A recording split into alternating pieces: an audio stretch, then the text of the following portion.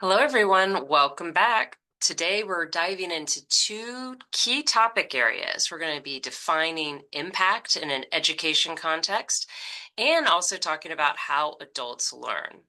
You'll also find some great articles on the Classroom site so you can learn how to measure impact and evaluate your own program. All right, let's get started. When we talk about impact in education or policy, it usually happens in stages. It starts with the individual, their thinking and their intentions, and this is what we call short-term impact. From there, we hope that those changed intentions will lead to changes in behavior. In extension, that often means better management and better decision making. So change in mindset leads to a change in behavior, and this ultimately goes to a change in the environment or community. Now, broader impacts like environmental outcomes can be a little bit harder to measure, and that's because people learn from many different sources. And so the outcome of your particular program on the environment, it may be a little hard to tease apart. But it's useful to measure actual behavior change because then we can really determine, that this learning has been applied. There are challenges, though, especially in fields like forestry, where decisions like harvesting may only happen once or twice over many, many years. So in these cases, we can also focus on changes in knowledge and attitudes and level of confidence in decision making. And these are indicators that are expected to influence someone's ultimately their behavior and actions. And it's something that we can measure using surveys. When we talk about behavior change, it's also important to consider the bigger picture.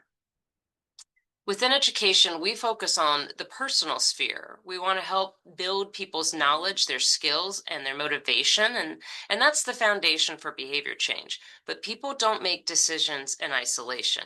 There's also the social sphere. There's friends and family and community. And if someone wants to change their behavior, if there's a lack of social support, this can hold them back. So understanding the social context helps predict whether or not the behaviors they're trying to encourage will actually take hold. There's also the structural sphere, things like the economy, regulations, access to resources, and these factors can enable or limit what people are realistically able to do. So if you want an impactful education program, it's crucial to consider all three spheres, the circumstance in the personal sphere, the social, and that structural sphere. Partnering with local groups and fostering peer networks can also make your programs more effective and more likely to stick. One of today's big ideas is moving management forward. How do we help landowners shift towards climate smart forest management and proactive forest management? The first barrier to taking action is often low trust, and educators can help overcome that by involving trusted voices from their community into their education programs. So these trusted voices could be people landowners already know and rely on, their neighbors, their peers, they could be private sector partners. And when landowners see that their concerns are represented by the people they trust, they're more likely to engage. Bringing everyone to the table early also helps create a safe space where landowners feel heard and respected. And that's key because real engagement isn't just about getting people to talk, it's about helping them also explore ideas. So that means giving them space to think through their values and their priorities and what's being asked of them. To do that, they need foundational information. They need to understand forest management, market mechanisms, and climate change. And that's where Extension plays a vital role, offering clear, practical information and pathways to explore it.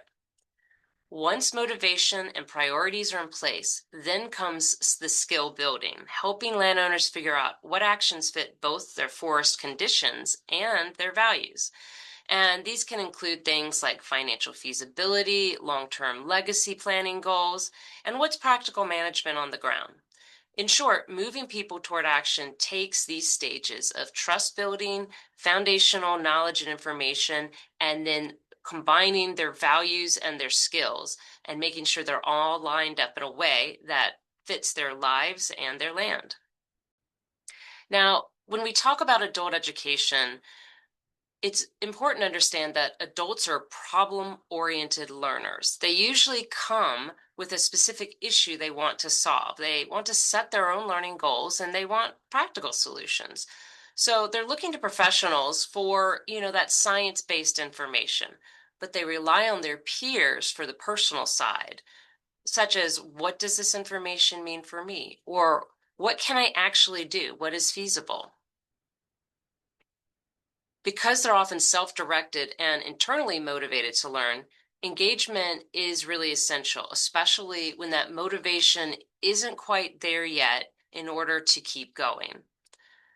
Also, keep in mind, no one wants to sit through a class and learn about things they already knew. That's the least efficient use of an adult's time. So, in extension education, we're always trying to come up with ways for people to learn, but doesn't require them to have to sit through a bunch of information they're already familiar with. And the way we do it is by paying attention to who we're talking to, understanding what they probably already know and what's critical for getting them to the next stage so they feel supported and remain engaged, and also to build that trust component. I've talked about Maslow's hierarchy of needs before, but I want to briefly review it again here. People are most motivated to learn when a topic helps meet their basic needs, things like financial stability or physical safety. Maybe a landowner needs extra income or they're worried about wildfire flooding. That's the entry point for engagement. From there, we move into those social and emotional needs. People want to feel secure, supported, and socially accepted. They're unlikely to make changes that could cost them the approval of their peers or their family. So building trusted support networks is critical. Once those foundational needs are met, we can get into skills building. At this point, learning new management action can bring a sense of accomplishment, and that's motivating in itself. And finally, there's self-actualization, where people find deeper meaning and purpose. In a peer education context, this looks like someone who is able to manage their own land well and stepping up to teach and support others. And that's when we know we've moved from an education or learning world to an empowerment. So our job as educators is to support people through that journey, from meeting basic needs to helping them become leaders. Here's another figure that can help you think about some strategies and learning overall. You can see here that lecturing is the least effective way of contributing to learning. It's an important strategy, helping bring foundational information, but it isn't really well retained. That's why we provide backup resources such as reading and audio-visual resources and doing activities in the classroom. And so those other resources help reinforce what the student's learning. Other stages here have more to do with engaging other people and practicing what you've learned. So that would be a demonstration, a discussions about a practice, and those are higher forms of engagement and learning. So once you're at the stage of working with other people and putting into place what you've learned, there's a much higher contribution to an overall understanding and knowledge about the subject. And that final stage is, again, taking the information that has been learned and teaching others.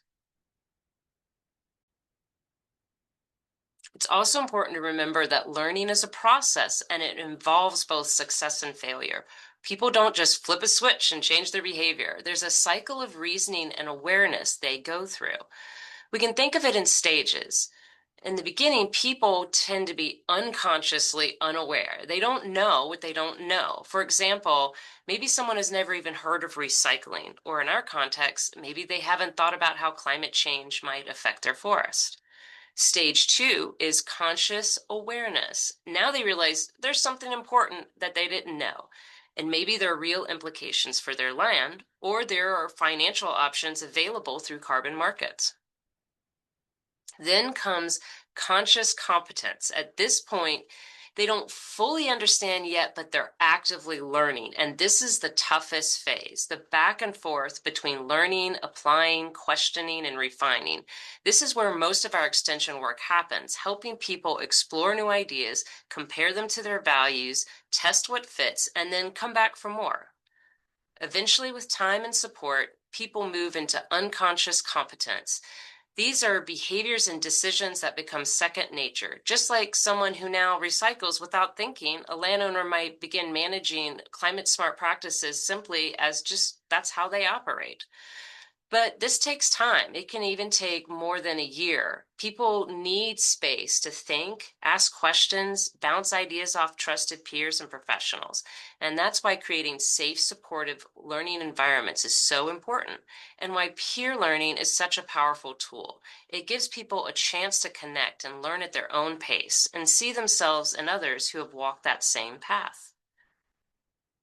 Finally, I want to cover two main learning approaches. They're both important, but they're applied at different times. Structured learning is basically how this webinar series was set up. It has target goals and a target audience. There's a systematic progression towards the goal of creating a greater confidence in supporting landowners.